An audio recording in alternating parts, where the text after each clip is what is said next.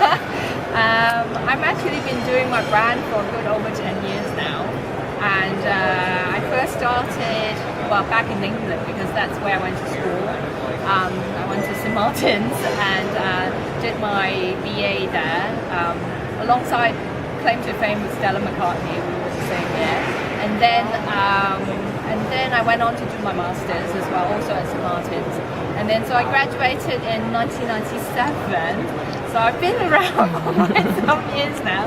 I haven't started my label in 1999. And then when I first started, I started my base here in Hong Kong, mainly because I think there's a lot of great sourcing, the right kind of logistics backup, production, manufacturing.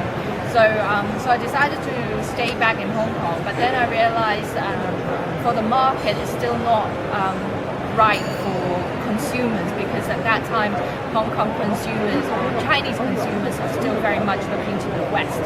They really want labels, brands and from the West. So in that sense, I made everything, designed everything based out of Hong Kong. But then I went over back to London, where I lived for more than 11 years.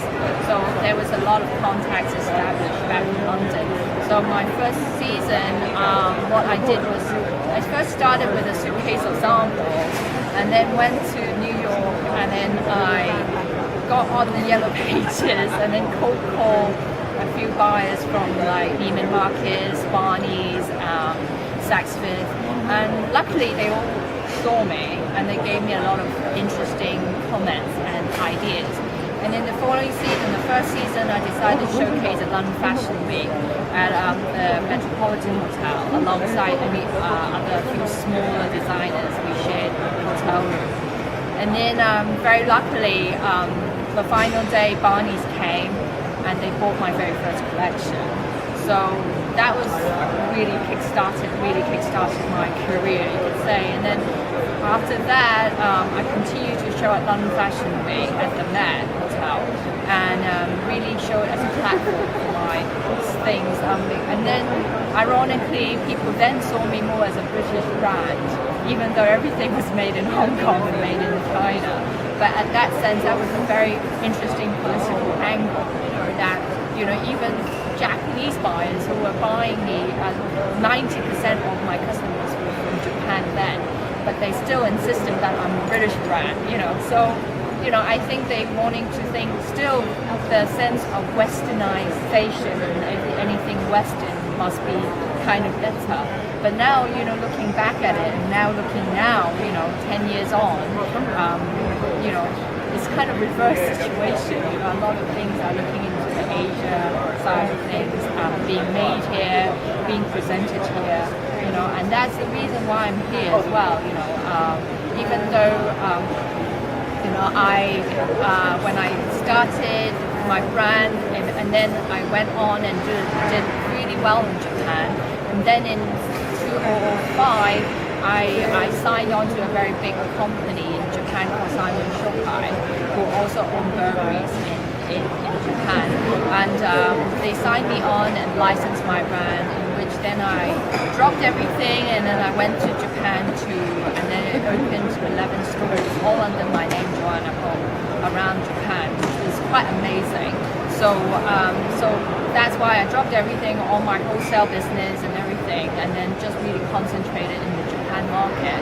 And then it's only 2010, so a bit 2.5 years ago, that I decided to take my brand back, because the Japanese market, as we all know, has really gone down a lot.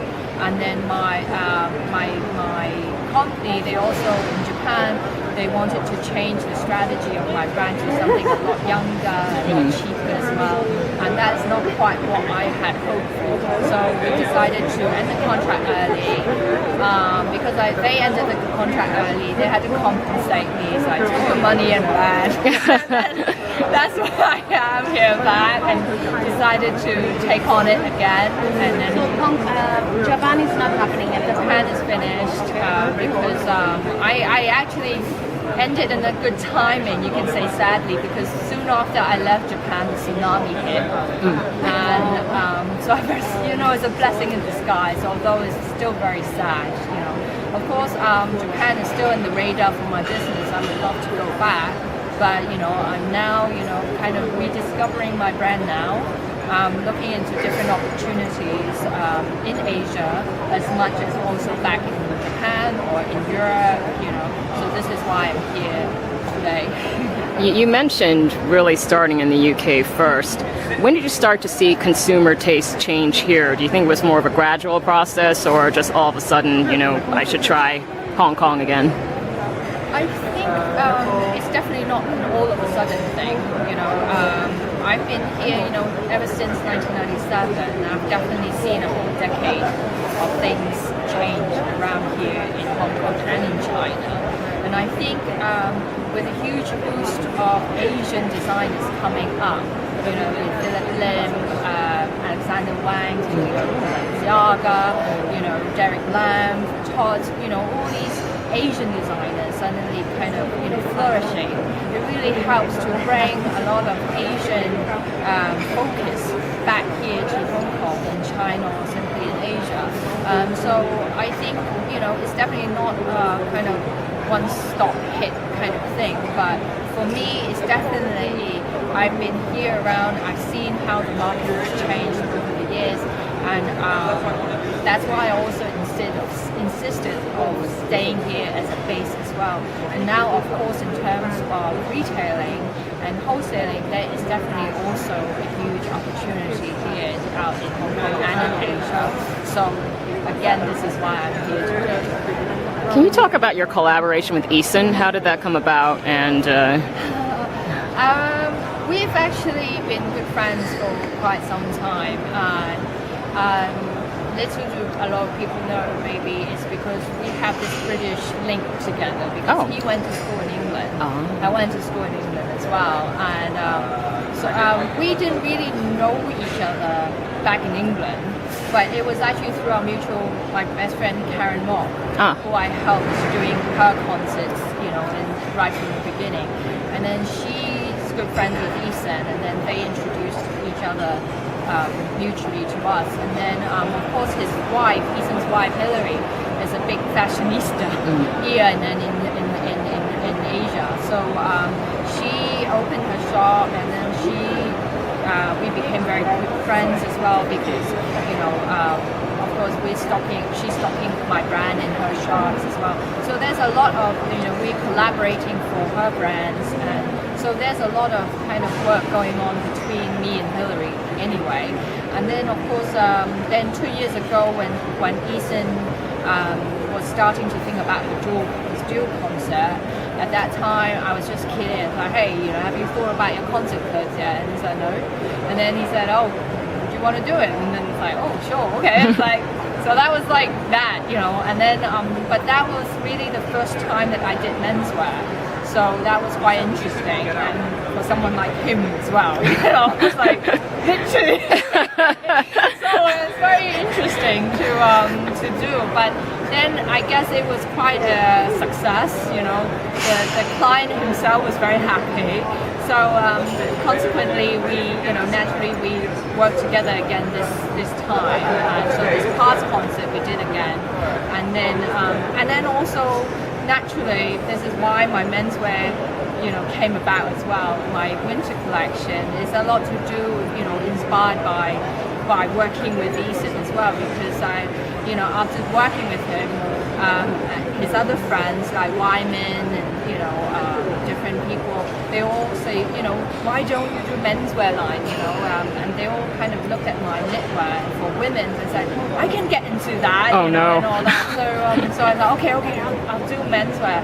So I'll do a bit of small, but saying that, of course I have to study the market as well. And then, of course, I realized there's a growing number of men in Asia, especially in China, who are really looking for, good fashion brands, and they're really looking out and buying menswear and really splashing out as well. So that's also the main reason why I started my menswear line.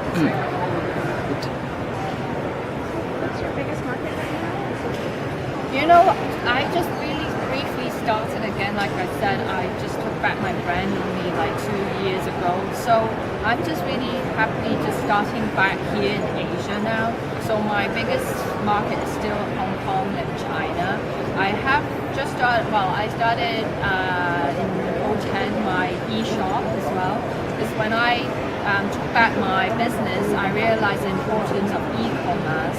Because, you know, if you know Hong Kong well, the property market is astronomically expensive. And if you want to have a shop here, it's crazy. You just end up paying rent non-stop. So when I started my business back here again, I decided, okay, what's the best way of doing it? And then I thought e-commerce, because, you know, of course the initial investment is biggish, but once you make the investment, then you don't have to, you know, do sales, you don't have to pay rent, you know, it's all just about an upkeep every month of the website itself.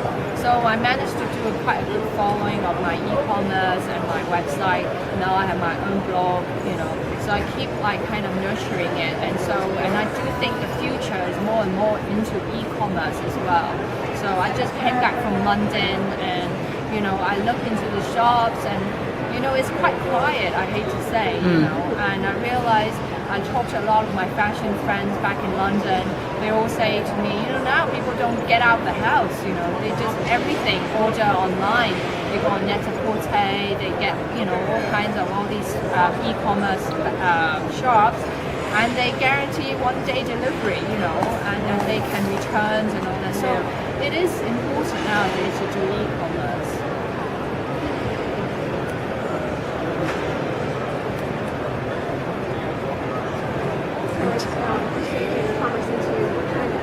Yes, I deliver internationally, so definitely important. So, and of course, it's a push of a button, and then people you can reach a lot further rather than before I have to lock a suitcase everywhere, you know, knocking on doors, you know. So I don't have to do that anymore. Well done. Thank you. Thank you. Would you like to pick up